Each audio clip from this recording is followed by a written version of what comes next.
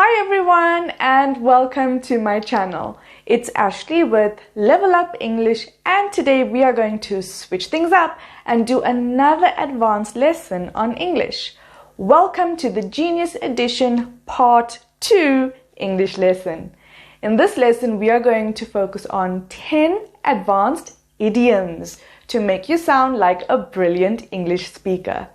Hit that subscribe button and let's get started.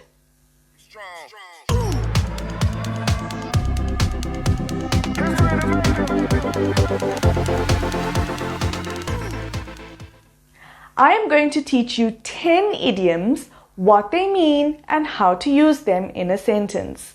Let's go. Our first idiom is the very famous idiom, Bob's your uncle.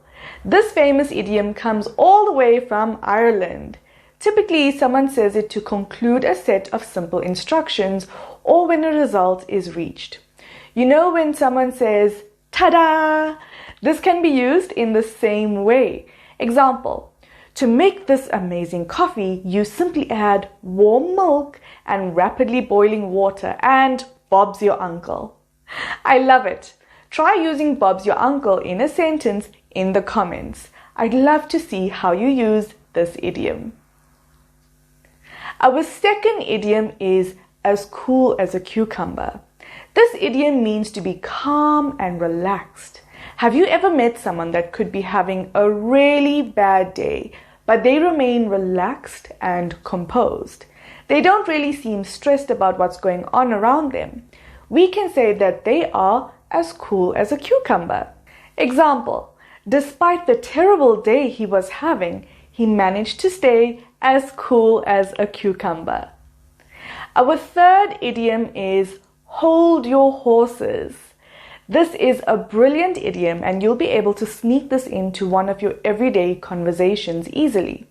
This idiom simply means wait a moment. It can be used on its own as an idiom to ask someone to wait in an informal manner. Example, hold your horses. We aren't ready to leave yet. Our fourth idiom is by the skin of your teeth. When I hear this idiom, it makes me feel so uncomfortable. It sounds painful, but what this idiom really refers to is escaping something very closely.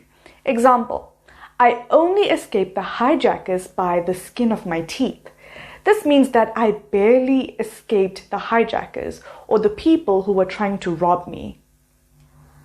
Our fifth idiom is to pig out.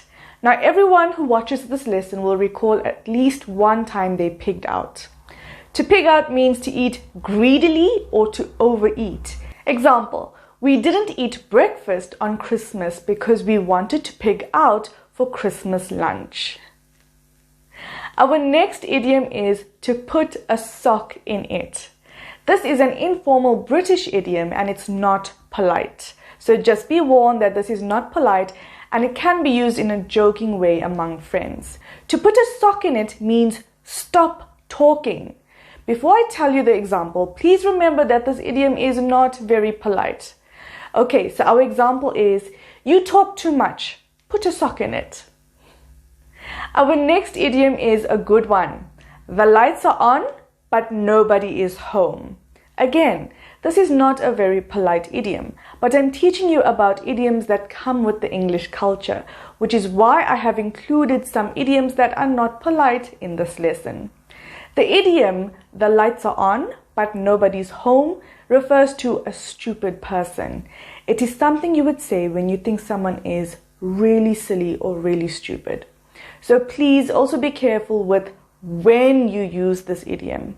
Another idiom that is also very similar to this one is he or she is not the brightest crayon in the pack, meaning that he or she is not very smart. Our eighth idiom for this lesson is when pigs fly. This idiom is used to describe something that is completely impossible. Think about it. Can pigs fly? Absolutely not. Will they ever be able to fly? I doubt it. So we use this idiom to describe something that is basically impossible. Example, I'll move out of this house when pigs fly. This means that there is a very small possibility of me moving out of this house. I will do it when pigs sprout wings and fly in the sky. Our ninth idiom is in a pickle. This is another idiom that you should be able to sneak into your everyday conversations. In a pickle refers to being in a difficult situation. Example, I was in a pickle after failing all my exams.